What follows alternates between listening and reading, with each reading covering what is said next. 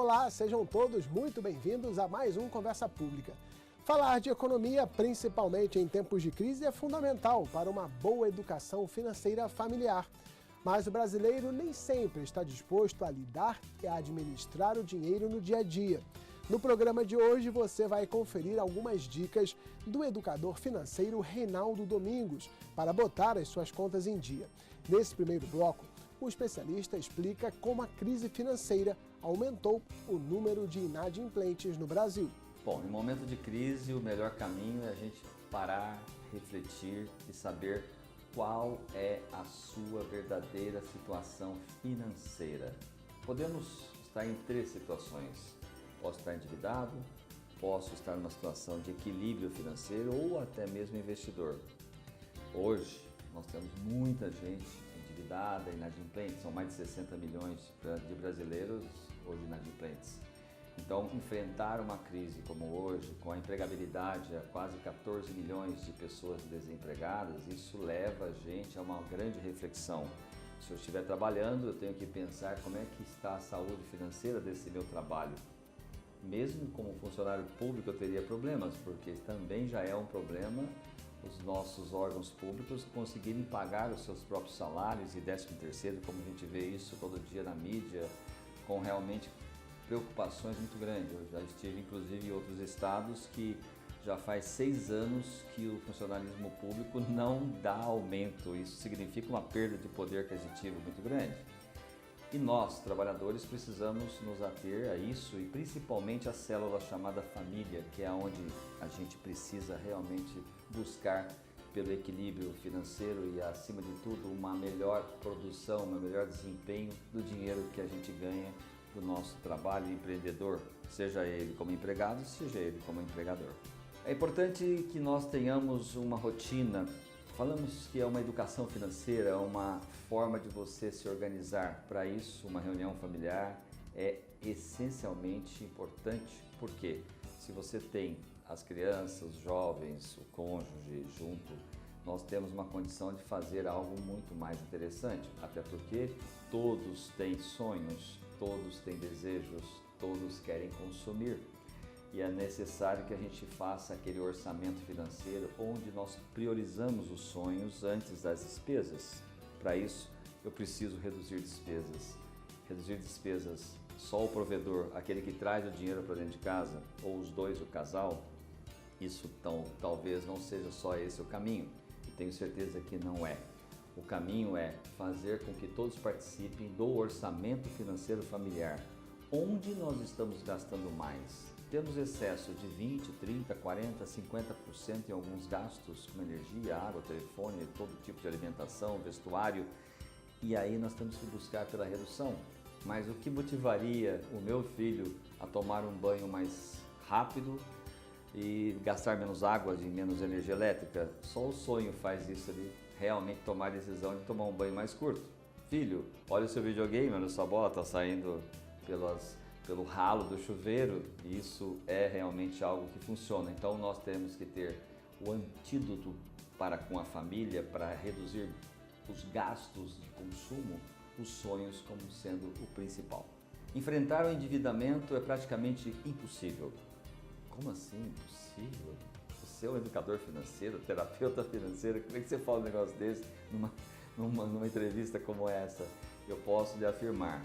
Se você tem cartão de crédito e paga em dia no vencimento do mês subsequente que você comprou aquela roupa, aquele alimento ou até pôs o combustível no seu carro, você pagando com cartão de crédito, você já é o endividado.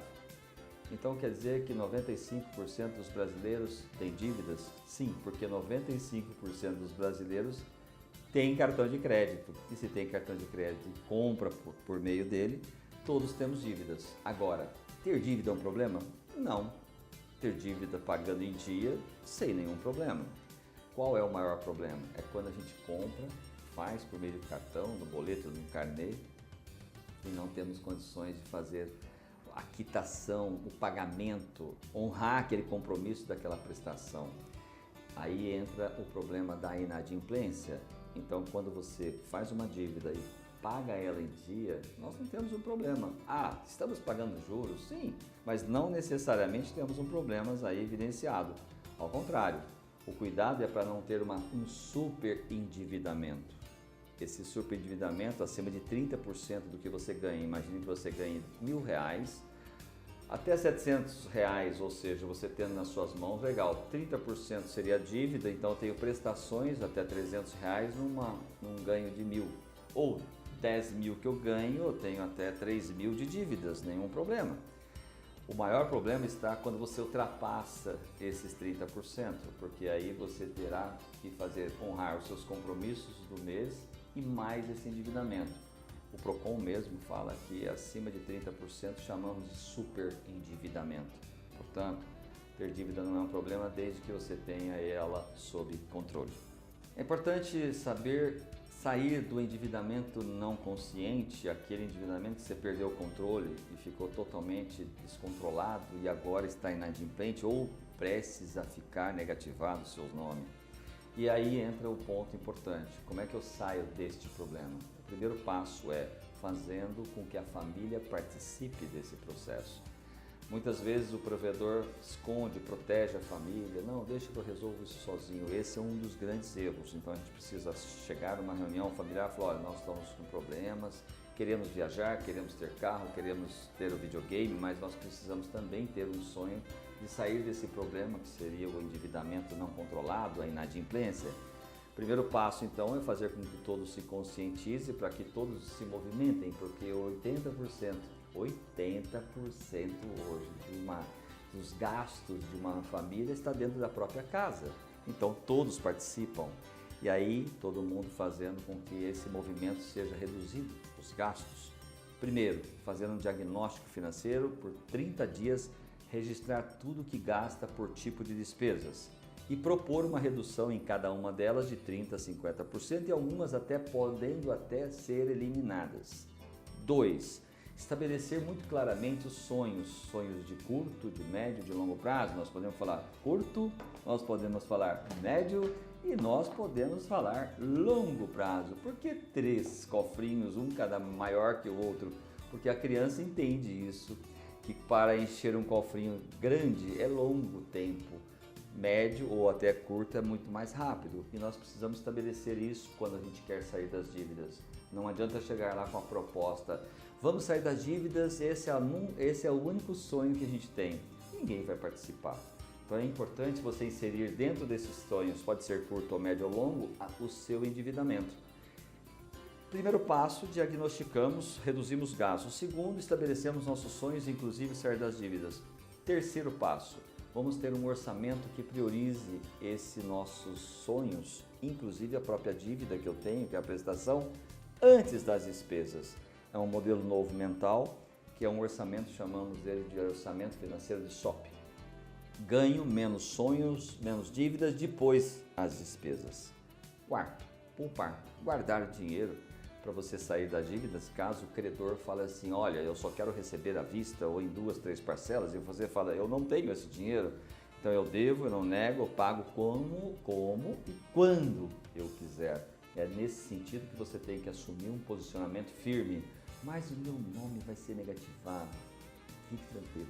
Ah, Reinaldo, não é o seu, né? Eu vou falar para você, fique tranquilo do mesmo jeito, porque do mesmo jeito que você está negativado, se você fizer uma reeducação financeira na sua casa, estruturar o que eu estou falando dessa forma, diagnosticar, sonhar, orçar, poupar, você assume comando, vai poupando, não guardando dinheiro no seu nome. Se ele estiver negativado, é importante que você guarde ele com alguma pessoa que você conheça, que é de confiança. E daqui a um tempo, hora que você acumular uma certa reserva, você vai chegar naquele credor e vai fazer uma proposta para pagar 30, 40, 50, 60, 70, 90% a menos do valor de origem, que é aquele valor inchado que muitas vezes você está devendo. Então, sair das dívidas é uma questão só de critérios. Eu recomendo o livro Livre-se das Dívidas, que é um passo a passo que te ajudará bastante. Pessoal, nós vamos fazer um pequeno intervalo, mas na volta tem mais conversa pública com o Reinaldo Domingos. Voltamos já.